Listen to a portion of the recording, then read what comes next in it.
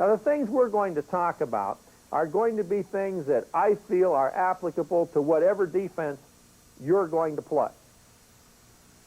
After separating our ball side defense and our help side defense, we're going to start at the top with ball side defense, and that means pressure on the basketball when it's being brought into play. To get pressure on the ball, we have to have good defensive stance. Our stance is one where we try to meet the ball at the point of pickup with the inside foot forward. My stance would be something like this with the sideline over on my right side. My feet are a little bit wider than my hips. My inside foot is going to be slightly forward at the point of pickup. As I get into my stance to meet the ball, I'm going to have my hands outside of my knees so that I can pressure the ball whichever way it goes. We try to teach our players that when the ball moves to your right, you're going to pressure the ball with your right hand. When it moves to your left, you're going to pressure the ball with your left hand.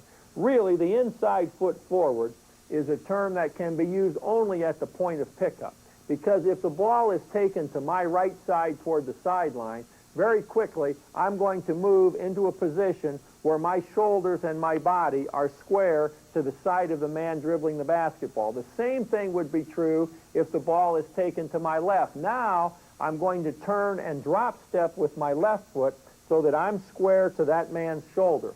I want to make sure as the ball is being dribbled to the side that I have my head slightly in front of the basketball. I have my forward hand, in this case my left hand, where I can pressure the basketball. In the event of a spin dribble or a crossover dribble, I have my backhand, in this case my right hand, in position where I can get a little pressure on the basketball, where if it's a spin dribble, I can drop step slightly to pick up the ball as it comes back the other way.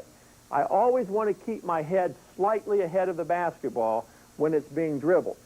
Our basic drill for stance is the zigzag drill. In the zigzag drill, we're trying to maintain pressure on the basketball, first of all, by keeping our hands behind our back. Footwork is the absolute most important thing there is in defensive play. If we don't learn to move our feet, then we can never use our hands. Our hands will never help us if we can't utilize our feet to get us in position where our hands can get the job done. Consequently, we'll work for the first week of practice with our hands behind our backs in the zigzag drill. Then we will take our hands out from behind our backs and work to get pressure on the basketball with our hands, just as we're trying to move our feet to get our hands in position where they can do the job. In the zigzag drill, we start out by letting the first pair get to the foul line, and the next pair starts out, as you can easily see in what we're doing here.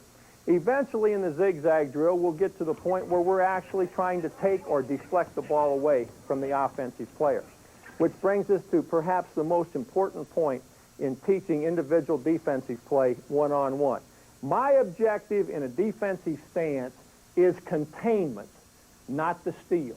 I've got to be very careful that I make sure I get the ball going toward the corner of the floor, that I keep the ball out of those areas where the offense has a chance of getting a high percentage shot. I can't do that by making a bad attempt to get the ball that takes me out of balance or puts me in position where I'm reaching in with the backhand and committing the foul. My hand pressure on the basketball is subtle pressure, just enough to let the offensive man know that I'm there, that I'm in a position where if he's careless, I can get the basketball. My primary objective is not to steal. My primary objective is containment in any one-on-one defensive situation. Pressure on the basketball. The second point of emphasis for us defensively is ball position. Know where it is at all times.